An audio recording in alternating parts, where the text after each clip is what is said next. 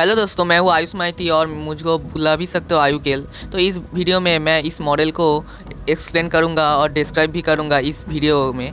तो डिस्क्राइब करने के पहले एक चीज़ बोल देता हूँ, आप अगर न्यू ऑडियंस हो तो पहले लाइक एंड सब्सक्राइब कर दो। और एक चीज़ बताने का है, असल में आप तो मेरे बारे में नहीं जानते हो, आप अगर न्यू ऑडियंस हो जान लो। मैं असल में आर्ट को कैसे सेव रखा जा सकता है और आर्ट का हेल्थ को अच्छे से रखा जा सकता है, इसी के टॉपिक में मैं बहुत चीज़ को सोच कर बनाता हूँ। तो उसी टॉपिक को ही सोच के बहुत चीज़ को आइडिया करके इस मॉडल को मैं रिप्रेजेंट किया था मेरे स्कूल में। तो स्कूल में रिप्रेजेंट करने के बाद जो देखने के लिए आए थे, तो देखने के बाद वो समझ में आया क्या मैं बोलना चाहता हूँ। समझने के बाद उन्होंने डिसाइड किए मैं ही फर्स्ट प्राइज़ जीत सकता हूँ। ये है वो फर्स्ट प्राइज़, एक मेडल। तो चलो मैं मॉडल को एक्सप्लेन करना शुरू करता हूँ, क्योंकि बहुत टाइम वेस्ट हो गया बोल के, क्योंकि तुम लोगों भी मेरा इस फुल वीडियो को देखोगे तो और बोल के टाइम वेस्ट करने का कोई मतलब नहीं होता। तो शुरू करता हूँ। तो अब जो मैं बोलूँगा अच्छे से लिसन करो और देखो तो समझ पाओगे इजीली। तो मेरा कॉन्सेप्ट यही है, आप अच्छे से इस पिक्चर को देख पा रहे हो तो अच्छे से देखने से आपको बोलता हूँ। आप अच्छे से देखो तो लेफ़्ट साइड में एक टैंक के टाइप का कुछ है, आपका राइट साइड में एक डैम टाइप का है, उस डैम के लेफ़्ट साइड में एक सोलर पावर प्लांट है, उसके नीचे में एक वाटर प्यूरिफिकेशन प्लांट है, उसके लेफ़्ट में फिर से एक रेल लाइन गया है, और उसके बाद थोड़ा विलेज है। विलेज के ऊपर एक मेन रोड है, उसके ऊपर मेन एक टाउन है। तो ऐसा ही कुछ प्लानिंग है। टाउन के ऊपर फिर से विंड मिल का सिस्टम है। तो सुनने के बाद कुछ समझ पाए कैसा ये प्रोजेक्ट है। तो मैं बोलता हूँ ये ऐसा ही प्रोजेक्ट है जहाँ पर कुछ पॉल्यूशन नहीं होता। यहाँ पर जो भी इलेक्ट्रिकल सोर्स है जहाँ से हम इलेक्ट्रिसिटी लेंगे वो सभी नॉन कन्वेंशनल एनर्जी है, उससे कोई पॉल्यूशन नहीं होता। तो इसी टाइप का ही अगर प्रोजेक्ट को हम फ्यूचर में अगर हमारा रियल अर्थ में अप्लाई करें तो हमारा अर्थ का कोई वेदर चेंज और उसका इकोसिस्टम में कुछ प्रॉब्लम नहीं आएगा, क्योंकि आप रियल टाइम में अभी देख पा रहे हो करंट टाइम में कैसा वेदर चेंज हो रहा है। क्योंकि ऐसा वेदर नहीं रहना ज़रूरी है, क्योंकि ऐसा वेदर रहने से हमारा ही कुछ ज़्यादा इफ़ेक्ट होता है। जैसे समर में हम बहुत अच्छे से नहीं रह पाते हैं और विंटर में बहुत ठंड पड़ता है। इस टाइप का ही क्लाइमेटिक चेंज ज़्यादा ही हो रहा है इस टाइप का पॉल्यूशन बढ़ने से। जैसे हमारा एयर पॉल्यूशन तो मेन है और बहुत टाइप का पॉल्यूशन है जो इफ़ेक्ट कर रहा है अर्थ को। तो इसी पॉल्यूशन को ही मैं कंट्रोल में लेके आने के लिए इस टाइप का प्रोजेक्ट को एक सोच के बनाया था। तो इसी प्रोजेक्ट में मैं एक एक पार्ट को, मतलब एक एक जो चीज़ है उसको एक्सप्लेन करूँगा। करने के बाद मैं मेरा रियल मॉडल के साथ आपको रिलेटेड करूँगा कैसा ये वर्क कर रहा है। तो पहले आपको दिखा देता हूँ, ये जो विंड मिल देख रहे हो तो ये विंड मिल तो आप जानते ही हो, एक नॉन कन्वेंशनल इलेक्ट्रिक एनर्जी है जहाँ से हम इलेक्ट्रिसिटी लेते हैं।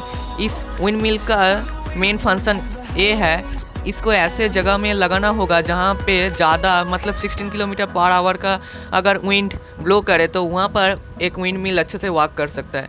तो ये हमको इजीली इलेक्ट्रिसिटी दे सकता है। बट कुछ टाइम होता है ऐसा जहाँ पर एयर स्टॉप हो जाता है, मतलब स्टॉप नहीं होता, कम हो जाता है, उससे विंड मिल नहीं चलता। उस टाइम हम अलग सोर्स को यूज़ करेंगे, जैसे हाइड्रो इलेक्ट्रिसिटी है और सोलर एनर्जी है। इस टाइप का भी एनर्जी उस टाइम में यूज कर सकते हैं जब विंड मिल नहीं चले। तो मैं अब मॉडल को दिखाता हूँ कैसे विंड मिल वर्क कर रहा है। तो यहाँ पर देखो मैं अच्छे से डिज़ाइन करके बनाया हूँ जैसे विंड मिल ही है यही दिखा है। तो देखो कैसे वर्क कर रहा है, अच्छे से एकदम विंड मिल के जैसा ही लग रहा है। तो अब मैं सोलर एनर्जी को डिस्क्राइब करूंगा। तो यहाँ पर आप अच्छे से देखो तो 4 सोलर पैनल के टाइप कुछ देख पाओगे। ये असल में एक सोलर पावर प्लांट है। तो यहाँ पर मेन फंक्शन बता देता हूँ। सोलर एनर्जी जो है वो डे में ही काम करता है, क्योंकि उस टाइम ही सन का लाइट आता है। बट नाइट में वो नहीं चलता, क्योंकि नाइट में सन का लाइट नहीं आता। तो सन से जो लाइट आता है उससे तो एक एनर्जी आ रहा है, उससे ही सोलर पैनल के अंदर केमिकल रिएक्शन होके हमको इलेक्ट्रिसिटी एनर्जी दे देता है। बट नाइट में नहीं होने के लिए हम एनर्जी रात में नहीं ले सकते हैं। तो ये फिक्स टाइम चलने के लिए हमको खाली डे टाइम में ही इसका एनर्जी को लेना पड़ेगा। ऐसा प्लानिंग करना पड़ेगा हम डे में ही इसका एनर्जी को एक पावर बैंक के टाइप का बैटरी में स्टोर कर सके, और इसका एनर्जी को डायरेक्ट हम टाउन में दे सके और विलेज में दे सके, और जो भी कुछ जो थर्मल पावर प्लांट से चलता है इस टाइम। तो ऐसे करके हम एनर्जी को डिस्ट्रीब्यूट करके चला सकते हैं डे के टाइम। तो उससे हम सब एनर्जी को ही बैलेंस कर सकते हैं। तो यहाँ पे और एक चीज़ बोल देता हूँ, सोलर पैनल से हम पूरा एनर्जी नहीं ले सकते, क्योंकि सोलर पावर मतलब सोलर पैनल ऐसा मटेरियल से अभी भी नहीं बना है जो पूरा सन का एनर्जी को लेके हमको इलेक्ट्रिसिटी दे सके। तो इसी के लिए हमको बहुत सोलर पैनल को जोड़कर इसको डबल करके एनर्जी को हम यूज कर सकते हैं।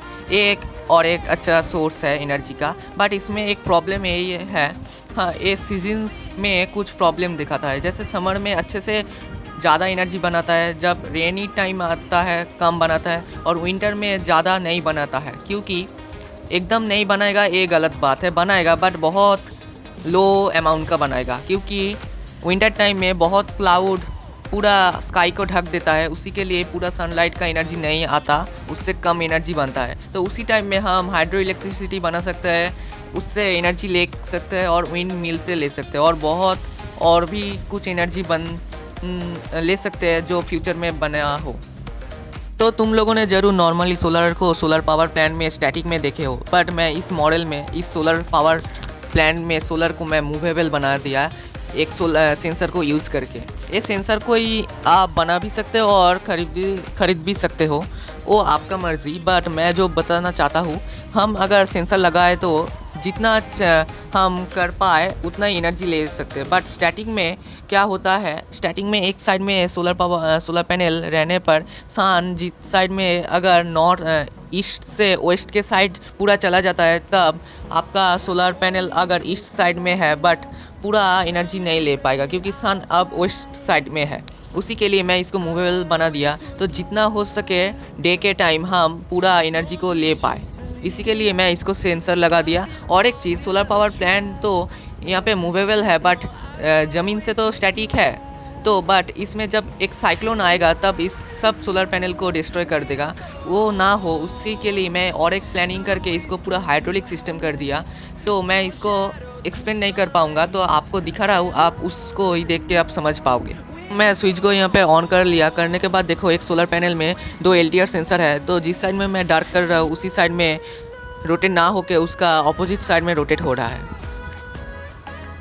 अब जो साइक्लोन का जो बात कर रहा, तो ये देखो, तो जब मैं इसका सिरिंज को ऊपर करूँगा, इसका जो स्ट्रक्चर है वो डाउन हो जाएगा, उससे साइक्लोन के टाइम ये सेफ रहेगा। जब साइक्लोन चला जाएगा इसको ऊपर कर दूँगा, इससे पूरा सेफ्टी में सेफ रहेगा, कुछ प्रॉब्लम नहीं आएगा।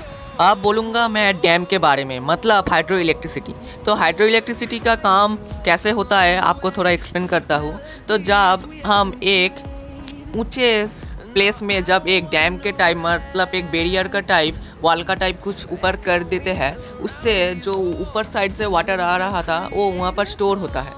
तब हम अगर उस वॉल के कुछ सेंटर और ऊपर के साइड थोड़ा एक होल कर देते हैं, तो जो स्टोर वाटर था वो प्रेशर से बाहर निकलने का ट्राई करेगा।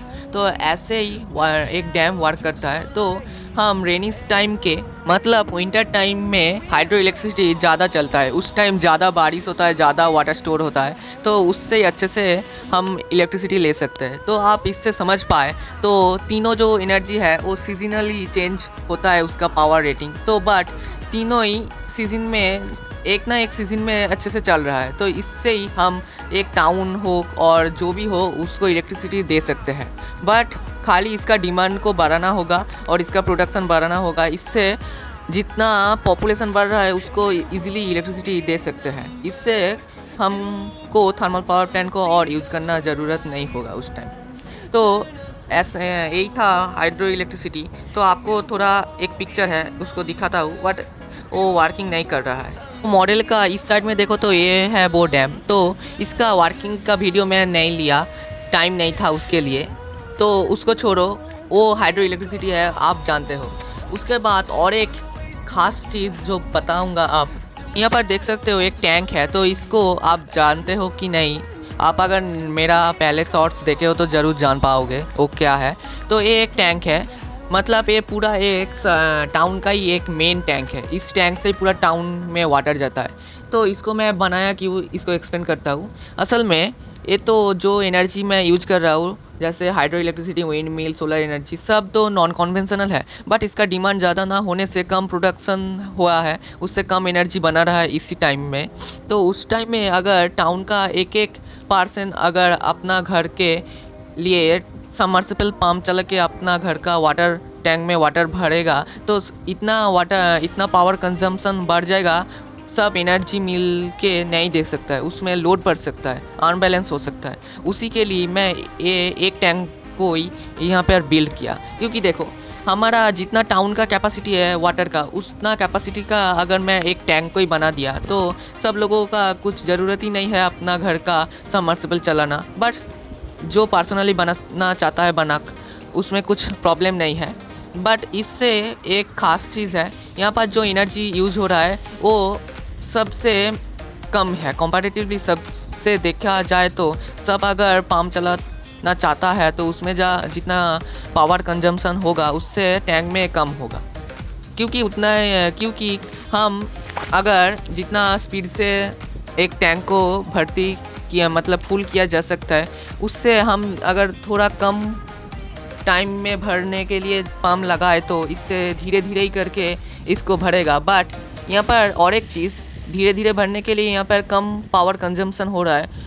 और एक चीज़, यहाँ पे एक सेंसर है, मतलब जब भी वाटर का एक सडन लेवल है, उस लेवल से वाटर कम होने पर ही क्विकली फिर से वाटर को पूरा टैंक में फिल कर देगा। इससे क्या होगा, कभी भी कुछ प्रॉब्लम हो जाए हमारा इलेक्ट्रिकल एनर्जी सोर्स में तो उस टाइम वाटर रहेगा। तो ऐसा ही है इस टैंक का कॉन्सेप्ट। तो यहाँ पे मैं मॉडल में दिखा रहा हूँ। तो ये है वो टैंक जो इस टाउन को वाटर सप्लाई देता है पूरा।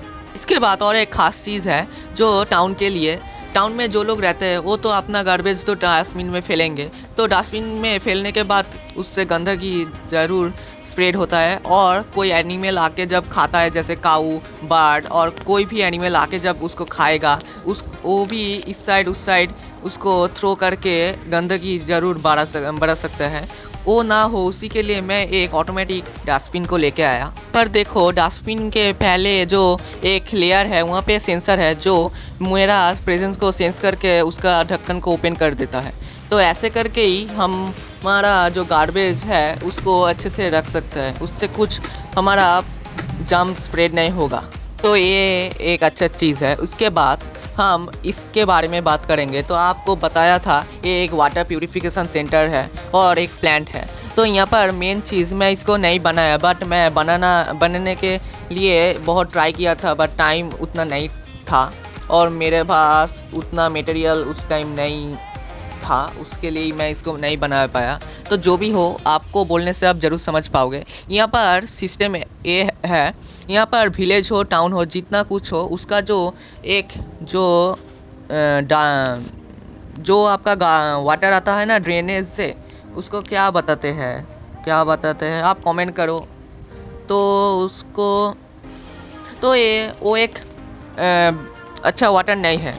जो वाटर आता है वो गंदगी वाटर है, वो हमारा हेल्थ के लिए अच्छा नहीं है। बट इसमें एक प्रॉब्लम ये है, उस वाटर तो अच्छा नहीं है बट उसके अंदर जो प्लास्टिक चला जाता है वो हो सकता है एक्वाटिक एनिमल को इफ़ेक्ट करे। कैसे, मैं अब एक्सप्लेन करता हूँ। जैसे सोचो आपका एक टाउनशिप है और कुछ भी, वहाँ का ड्रेनेज का सब वाटर जाके एक मेन ड्रेन में जाता है, उस ड्रेन से एक कैनल से, उस कैनल से होकर फिर से और कैनल होकर डायरेक्ट ओशियन में चला जाता है। तो ऐसे करके जो प्लास्टिक और चिप्स का जो पैकेट होता है और हैंड वॉश बोतल का जो प्लास्टिक होता है, जो भी है, वो वाटर से चला जाने के बाद जब एक्वाटिक मतलब ओशियन में आता है, तब जो मछली होता है उसके अंदर फंस जाते हैं, उससे उसका लाइफ चला जाता है और डाई हो जाता है। तो ऐसा कुछ ना हो, उसी के लिए इस प्लांट को मैं बनाया। यहाँ पे सब वाटर आता है, उसके बाद एक जाली का टाइप सिस्टम है, वहाँ पर पूरा वाटर को थ्रो करने के बाद जो प्लास्टिक रहता है वहाँ पे फंस जाता है। उस प्लास्टिक को हम कलेक्ट करके उसको दूर करके एक सेफ जगह में रख देते हैं, उससे ये और स्प्रे नहीं करेगा वाटर में।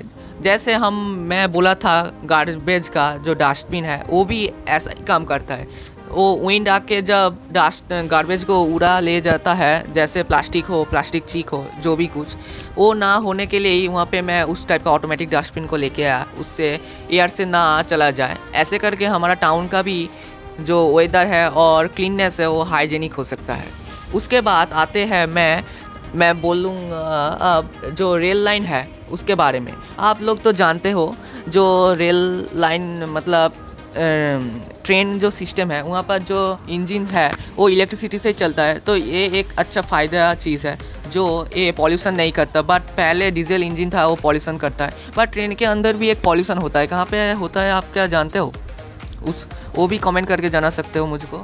तो मैं बोल देता हूँ, आप तो ट्रेन के कोच में अंदर रहते हो, बट लास्ट एकदम कोच में, मतलब कोच के एकदम लास्ट कोच में जो कोच रहता है वहाँ पर जनरेटर रहता है। वो जनरेटर, वहाँ पर 2 जनरेटर रहता है जो पूरा कोच को एनर्जी देता है, जहाँ पर आपका एसी, पंखा, लाइट जो भी है सबको जलाने के लिए एनर्जी देता है।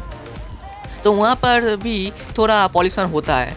आप अगर स्टेशन में बैठे हो, उस टाइम कोच एक्सप्रेस जा रहा है, तो लास्ट में देखोगे एक साउंड करते करते एक आवाज़ आ रहा है, वहाँ से धुआं भी आ रहा है, वही है वो जनरेटर का कोच। तो जो जनरेटर से पॉल्यूशन होता है उसको भी कैसे कंट्रोल किया जा सकता है, उसी के लिए मैं कोच के ऊपर सोलर पैनल लगा दिया।